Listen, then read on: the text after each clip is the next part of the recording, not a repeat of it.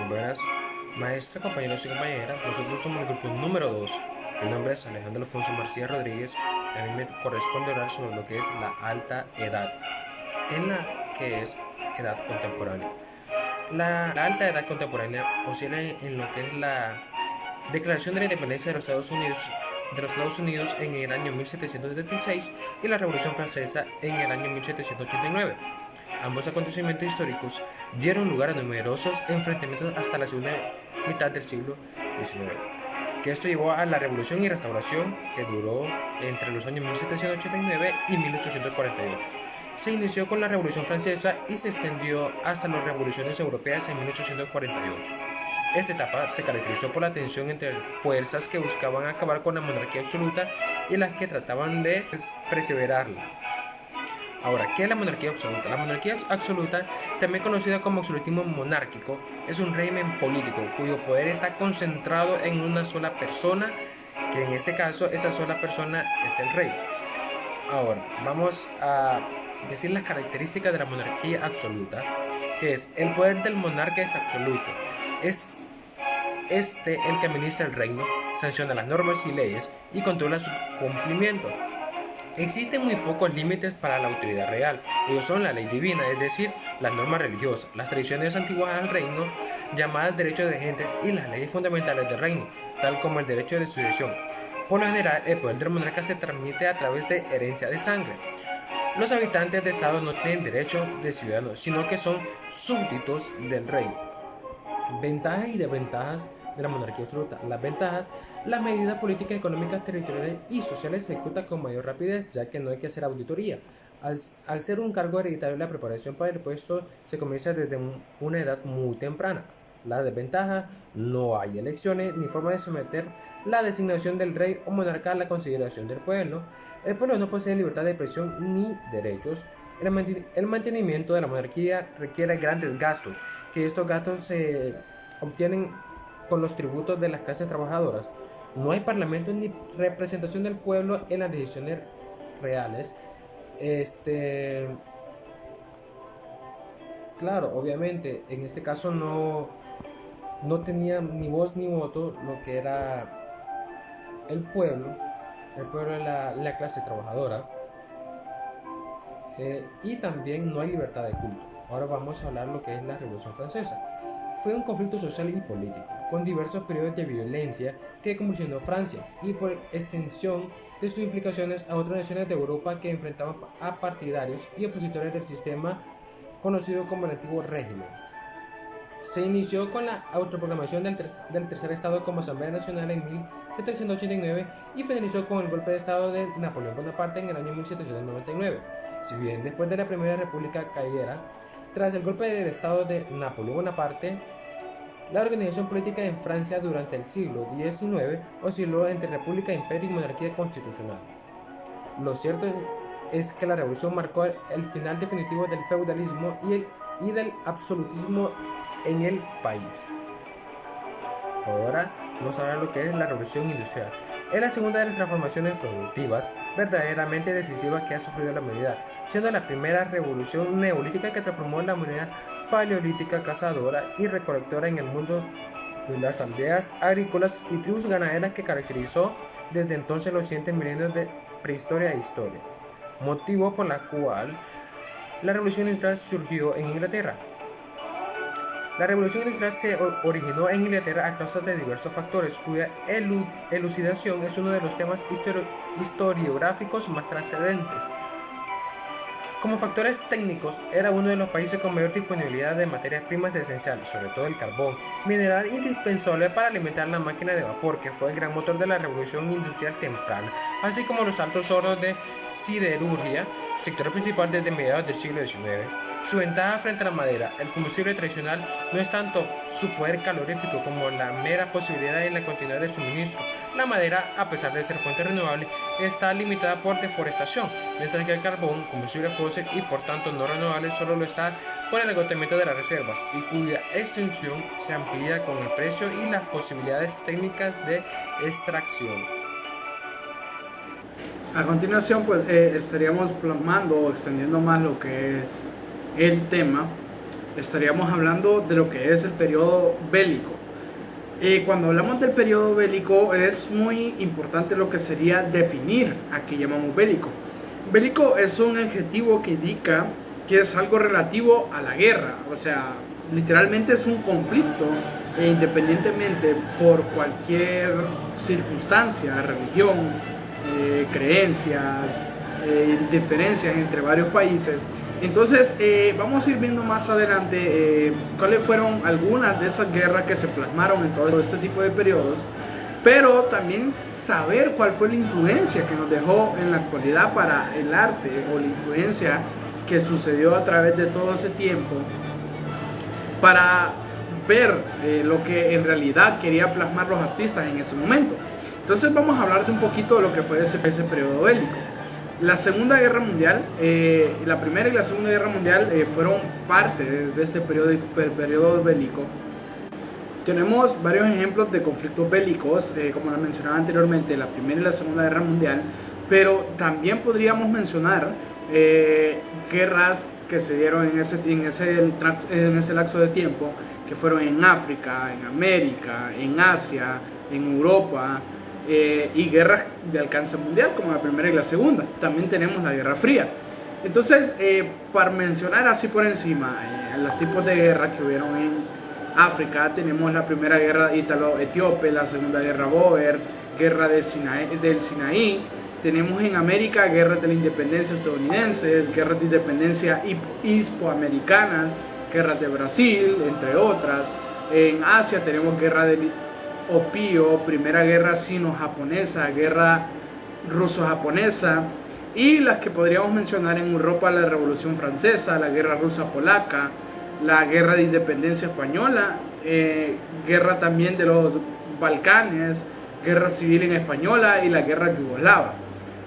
Entonces, en este periodo pues nos empezamos a dar cuenta de que se marca un antes y un después, no solo en el hecho de la economía, y en el hecho tampoco contracultural, sino que también en el hecho del arte, ya que podemos ver que el arte en ese momento pues se empieza a deprimir, se empieza a vivir un periodo muy oscuro, un periodo muy realista, o un periodo donde tal vez los artistas en ese momento tenían más que decir, o tal vez en ese momento tenían más por expresar.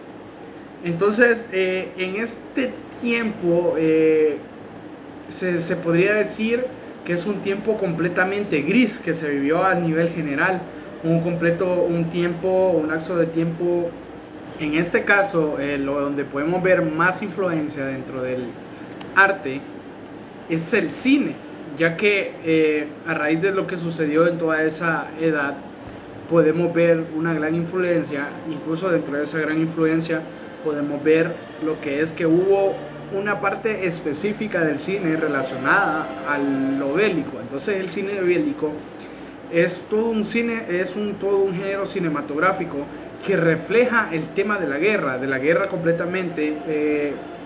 Podemos recalcar distintos aspectos de la guerra, como escenas navales, aéreas, terrestres, operaciones militares o entrenamientos también militares. Dentro de este escenario de la guerra, algunos de los temas que suelen aparecer y son los que más se manejan, pues es la muerte, la lucha, la sobrevivencia, el odio y la solidaridad dentro de las películas. Dentro de estas películas pues podemos tener algunos ejemplos, como Hasta el Último Hombre, donde se puede ver lo crudo que es pues estar participando dentro de estas guerras, lo crudo que es plasmarte como la mente de estar ahí mismo en una guerra, y te quieren transmitir eso, te quieren solidarizar con eso mismo. Pero también en ese mismo movimiento, en ese mismo levantar del arte bélico, tenemos la contraparte, que sería el cine antibélico, para referirse a las películas que muestran una crítica opositoria abierta a la guerra. Esta crítica en ocasiones tienen un punto de vista ideológico y se centran en mostrar las consecuencias de la guerra, aunque también pueden evidenciar los intereses ocultos que yacen bajo el conflicto bélico. Entonces, cuando hablamos de esto, pues debemos tener un ejemplo que todo el mundo vio, que podemos ver un antes y un después, fue cuando Forrest Gump fue a la guerra y luego después de la guerra se volvió un movimiento hippie, y dentro del movimiento hippie a él lo pusieron a hablar dentro de miles de personas en la Casa Blanca, en el Capitolio. Y entonces podíamos ver que también Forrest hablaba de una manera perspectiva o una manera horrible, que no le gustaba la guerra. Bueno, entre comillas, no lo pudimos ver, pero parte del diálogo principal de la película de Forrest Gump, pues podemos dar como referencia a eso, y también estaba escrito. Entonces, con lo que me quedo yo dentro del cine bélico, o dentro de lo que pasó en este periodo en este periodo de tiempo de la edad contemporánea, me quedo más con lo bueno, más con las influencias, más con todo eso que quedó plasmado, con todo eso que quedó rasgado a la actualidad, que nos hizo entender, nos hizo saber también que eran necesarias algunas guerras, como otras guerras no eran necesarias. Entonces, de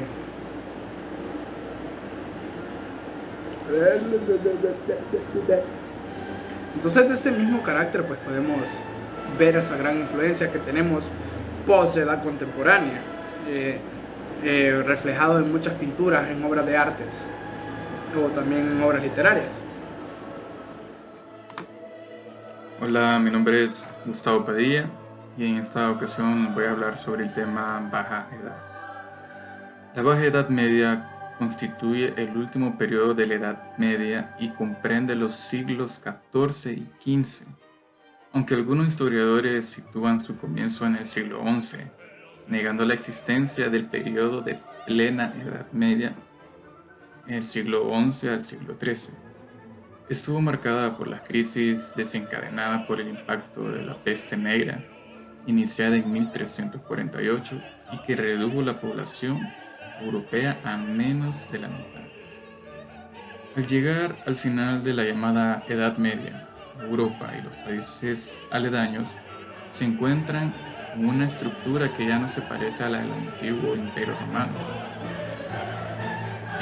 Plena Edad Media. Los primeros siglos de la Edad Media han recibido el nombre de Plena Edad Media, dado el crecimiento que se produjo en muchos asuntos y consolidación de los distintos estados europeos. La crisis medieval.